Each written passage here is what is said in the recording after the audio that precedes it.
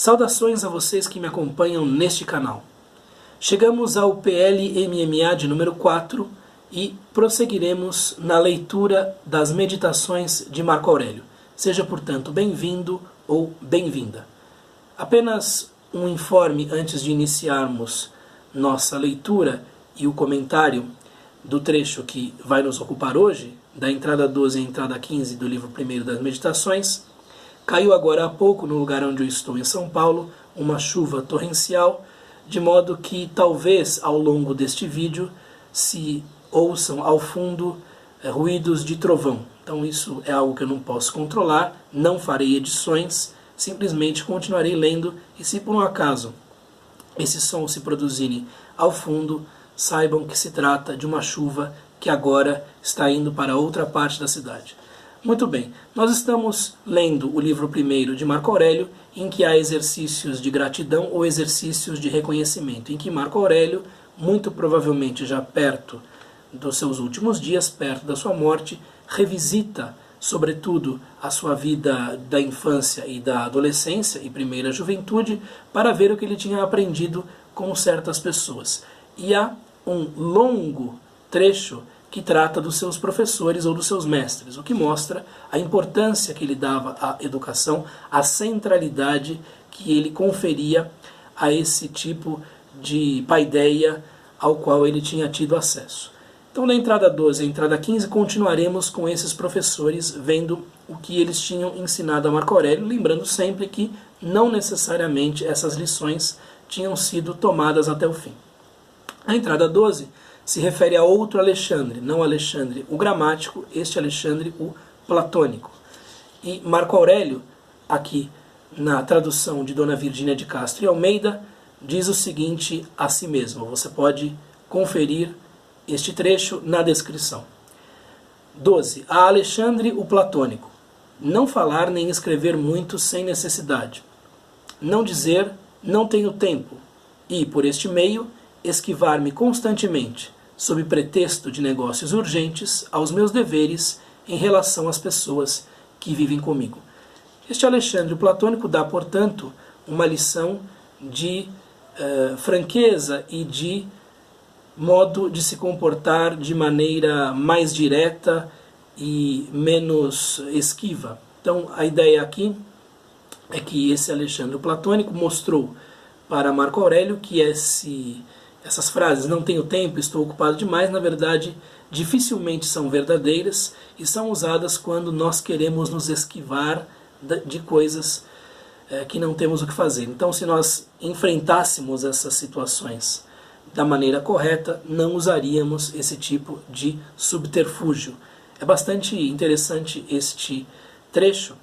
Uma nota a respeito desta figura, Alexandre o Platônico, que ensinou Marco Aurélio a não ficar dizendo que não tem tempo, é o seguinte: trata-se muito provavelmente de alguém que provém de Seleucia, não sei de qual Seleucia, porque havia várias cidades no Oriente com esse nome, e teria chegado à corte de Antonino Pio, o antecessor de Marco Aurélio, e causado uma grande impressão entre os que ali estavam, porque era um homem de uma beleza proverbial, muito, muito bonito, e estava vestido com um luxo excessivo, um refinamento imenso no trajar, e acabavam, e ele era, assim, alguém que tinha chamado a atenção. É claro que Marco Aurélio não se impressionava com isso, mas muitos se impressionavam. Posteriormente abriu uma escola em Atenas, e ao que parece, numa das campanhas militares de Marco Aurélio, em 174, o imperador filósofo chamou esse Alexandre para cuidar da sua correspondência em grego. Tamanha era a confiança que ele depositava nesse seu professor. Ele não era muito bem visto por todos, esses seus excessos de luxo e refinamento, muito provavelmente levaram um autor da época, Filóstrato, a chamá-lo de Platão de Barro, então alguém que não era um bom platônico. Mas ainda assim, fosse qual fosse a situação dele, tinha ensinado algo a Marco Aurélio. 13. A Catulo. Este é Sina Catulo, Quina Catulus, é um filósofo estoico. A Catulo, nunca ficar indiferente às queixas de um amigo, ainda que se queixe sem razão, mas procurar convencê-lo e restabelecer a intimidade. Então, ter uma disponibilidade para com os amigos. A amizade é algo muito importante, muito prezado por Marco Aurélio, como se pode ver ao longo desta prestação de contas do livro 1º das Meditações. Louvar os mestres do fundo da alma, como se conta de Domício e Atenódoto. Ter grande afeição aos filhos. Isso é o que Marco Aurélio faz aqui, né? Justamente tendo recebido essa boa lição de Catulo, filósofo estoico, ele está louvando os seus mestres do fundo da alma, do fundo do seu coração, mostrando tudo aquilo que tinha aprendido com eles. E esse Domício aí, muito provavelmente, era alguém da parte materna da sua família, porque um dos sobrenomes usados nesse ramo genealógico era Domitii, então possivelmente alguém da sua família, um antepassado seu. E esse Atenódoto foi reconhecido também por filólogos e comentadores, teria sido um professor de Marco Cornélio Frontão, o seu também professor de Marco Aurélio, de língua e eloquência latina. Então, lembrando-se das pessoas do passado, dos bons exemplos do passado, ele mesmo aplica aquilo que aprende, né, com esses antepassados. Muito bem. Ter grande afeição aos filhos é algo muito importante. Vejam-se como a constituição familiar é algo que faz Marco Aurélio prestar atenção o tempo todo, né? Temos a entrada 14, dedicada a meu irmão Severo. Vamos ver o que aprendeu com esse irmão Severo. Já vemos quem é essa figura. Amar a família, a verdade e a justiça. Esse irmão Severo, na verdade, não era irmão de Marco Aurélio. Ele teve apenas Lúcio Vero como irmão adotivo, que assumiu com ele o império a partir de 160. Este irmão Severo, na verdade, era um consogro. Ele talvez se chamasse Cláudio Severo, e era pai também de um Cláudio Severo, que teria se casado com uma das filhas de Marco Aurélio, uma das filhas que vingaram, que sobreviveram, possivelmente a filha que tinha por nome Fadila. Mas era um filósofo peripatético com o qual Marco Aurélio tinha bastante intimidade. Há muitas lições de política aqui. Era alguém com quem Marco Aurélio muito provavelmente discutia bastante a política. Então, amar a família, a verdade e a justiça, ter por seu intermédio conhecido Trásia, Euvídio, Catão, Dião ou Dion, Bruto, conceber a ideia de um Estado onde as leis sejam iguais para todos, assegurem a igualdade dos cidadãos e a igualdade dos seus direitos, e a ideia de uma realeza que respeite, acima de tudo, a liberdade dos súditos. Então vejam aqui o conteúdo político desses ensinamentos que vem por parte do seu consogro Severo. Trásia, Euvídio, Catão e Bruto são figuras ligadas àquilo que hoje em dia se chama a oposição estoica. Acontece o seguinte, a República caiu, né, com Júlio César, com o golpe dado por Júlio César, com enfim, aquilo que ele fez para destruir essa constituição política, e ele tinha um grande inimigo, que era Catão de Útica, bisneto do primeiro Catão, do Catão o Velho. Esse Catão de Útica era alguém muito ligado ao estoicismo, era um praticante do estoicismo, ele se suicidou para não cair nas mãos de César, depois que as tropas leais ao Senado, comandadas por Pompeu, foram derrotadas por Júlio César. E desde esse momento, uma série de famílias romanas acabou assumindo uma tradição republicana que estava bastante misturada a princípios estoicos. Então há um estoicismo que é praticado no seio de certas famílias aristocráticas que não aceitavam os rumos políticos que aquela comunidade política, aquela comunidade tinha tomado, transformando-se num império posteriormente com Otaviano. E Bruto, né, aquele que, junto com Cássio, apunhalou César no Senado, era justamente genro de Catão. E também ligado ao estoicismo e ligado a esse republicanismo. E isso continua depois com o Império, né? Com Trásia, que se opõe a Vespasiano, o próprio Ovídio, que é genro de Trásia.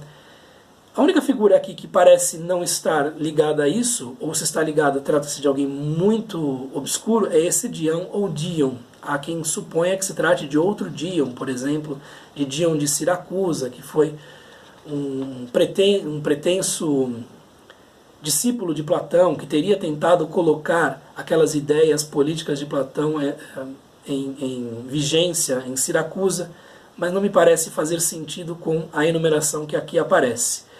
De todo modo, esse Severo devia conhecer muito bem essas figuras que agiram muitas vezes contra os interesses do Império, e é interessante ver um imperador que preza aqueles que justamente faziam a crítica dos excessos dos Césares, que se colocavam contra as arbitrariedades daquele modo discricionário de governar.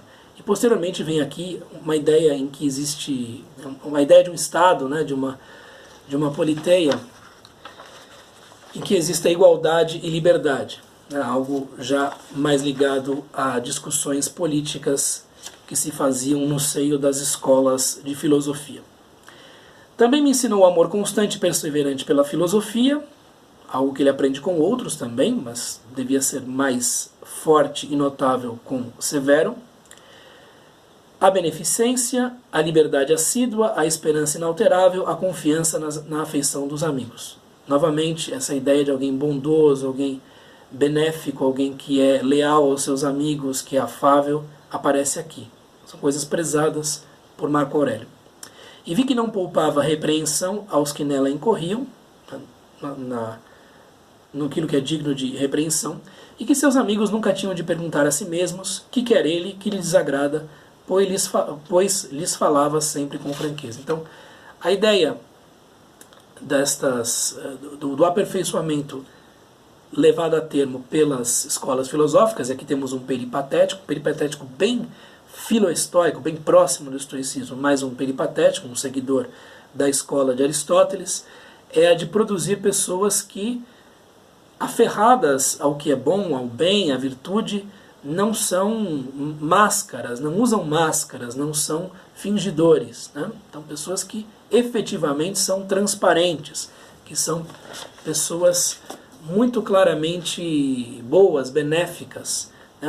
Sinceras, conspícuas. Né? O termo aqui é delos. Então, essa ideia da franqueza é importante, da transparência. Continuamos aqui com a entrada 15. A Máximo, e aí é Cláudio Máximo, um filósofo estoico também. A Máximo, império sobre si mesmo e nunca ser versátil. O império sobre si mesmo é o autocontrole, o autodomínio, importantíssimo em se tratando de um estoico. Este nunca ser versátil é traduzido de diversas maneiras, né? O que aparece no texto grego aqui está centrado em torno de um particípio períforos, de um adjetivo períforos, que é ser levado por impulso, quer dizer, ser firme, não se abandonar às paixões, nunca ser versátil, não é uma boa tradução. Conservar boa disposição através de provações e doenças, ter resiliência e resistência, ter um gênio equilibrado, doce e grave, é importante essa mistura de rigidez com doçura, né? Algo em que Marco Aurélio presta muita atenção. O cumprimento de todas as obrigações sem murmúrios, belíssima lição, não? Inspirar a todos a convicção de que dizemos o que pensamos e de que nas nossas ações não praticamos o mal. Então, viver desta maneira, de maneira em que isso fique claro para os outros. E Máximo nunca se admirava de coisa alguma, estava preparado para tudo, nem se perturbava, nem se abandonava à indolência, à irresolução, ao abatimento. Então tinha um ânimo bastante constante, né? Nem tomava atitudes que fossem ora risonhas, ora coléricas ou desconfiadas. Então também é alguém que tem aquela equanimidade, que está sempre buscando ser o mesmo a todos os momentos. Tinha um grande império, um grande domínio de si. Algo que se diz no início desta prestação de contas de número 15. Era benfazejo e sincero, perdoava facilmente, condescendente. Também me ensinou que era melhor ter-se um caráter naturalmente reto do que emendado. Já falo um pouco mais desta lição. E além disso, vi que pessoa alguma se considerou desprezada por ele, nem se atreveu a julgar-se melhor. Então ele tratava todos no mesmo nível, e aprendi com ele o bom modo a ser afável, né? Muito importante essa afabilidade, em se tratando de uma sociedade em que havia distância muito grande entre as pessoas. Muito bem. Aqui está um trecho que tem consequências para coisas que Marco Aurélio escreveu para si mesmo em diversos pontos da sua vida. Também me ensinou que era melhor ter-se um caráter naturalmente reto do que emendado. Há duas entradas em outros livros em que isso aparece, em que Marco Aurélio fala consigo mesmo e se dá essa lição, lembrando-se de Máximo. Quando eu li nas primeiras vezes eu não tinha percebido que isso vinha de Máximo. Agora eu percebi relendo e me preparando para falar para vocês.